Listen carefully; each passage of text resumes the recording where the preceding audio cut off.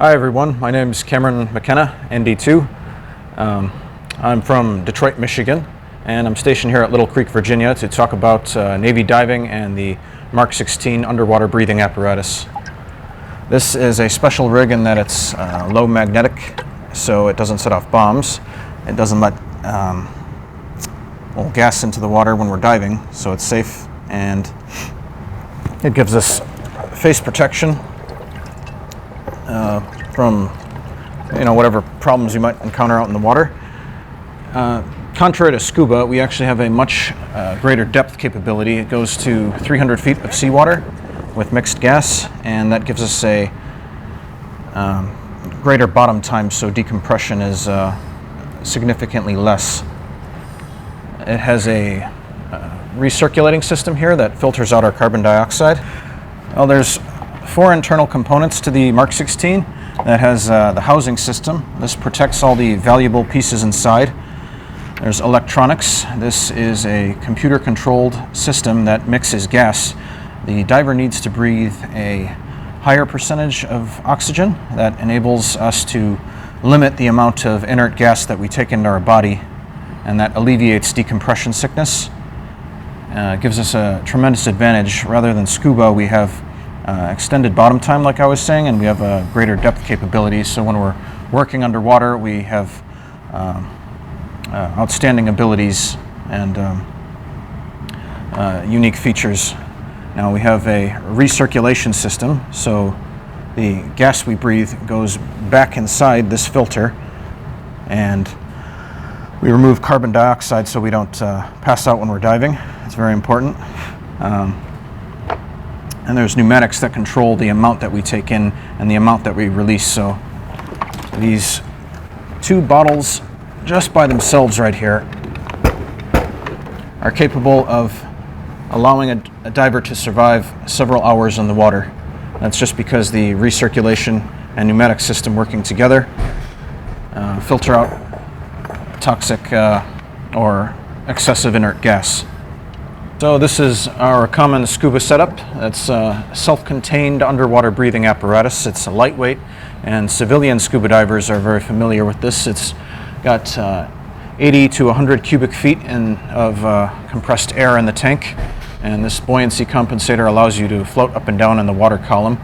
You have a regular second stage regulator, and this will give you a typical capability of usually less than an hour at 100 feet of seawater, and that's, as you can tell, it's a pretty significant difference from a Mark 16 rebreather. So we have 200 more feet and several hours of breathing on this rig.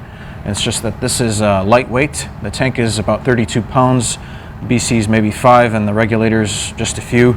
This right here is about altogether maybe 93 pounds when you put it together. So this is a little bit easier to use. We use it in shallow water search, and this is a special warfare rig, so it has unique capabilities, but it's just a little bit easier to get this one in and out of the truck when we're working.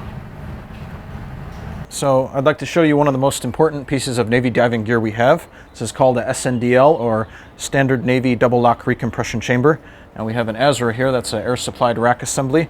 And it's basically just bottles of air that we use to fill the SNDL.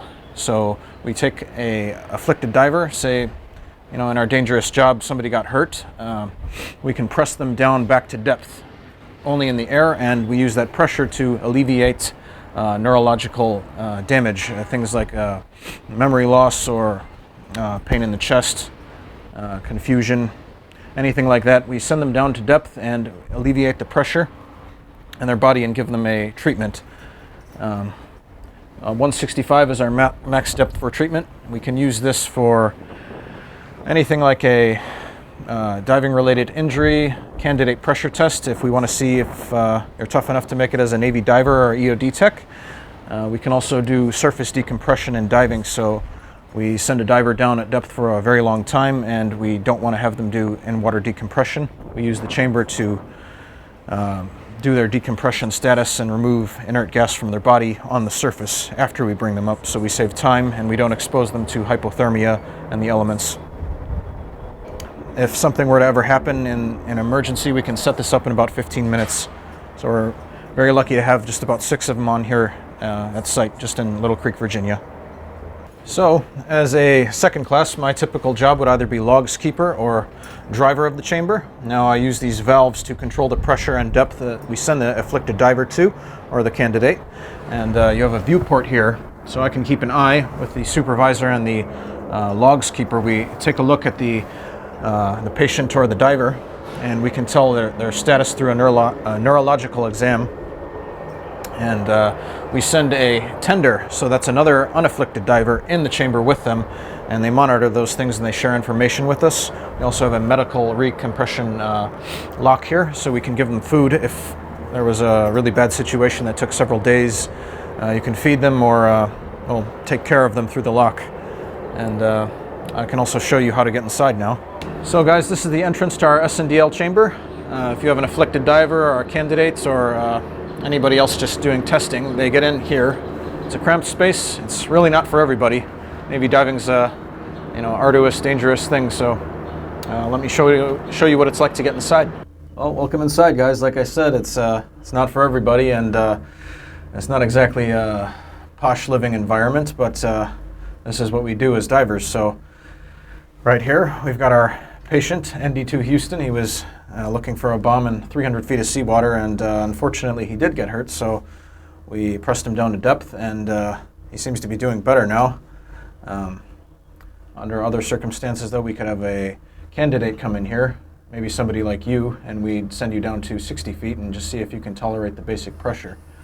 A typical salvage mission, you might prefer to do surface decompression. Like I was saying before, that you have less decompression in the water, so a diver isn't exposed to hypothermic or who knows, maybe even a tiger shark. You could load a few divers in here, and they need to remove the inert gas from their body in a dry, safe environment. Now, this allows us to take a diver out of the water, and we do that safely here. You could do this on a ship, or you could do this on a pier, somewhere more controlled, basically. And you see, it might take even hours or days in a more unusual situation, but our Navy divers, and that's what we excel at.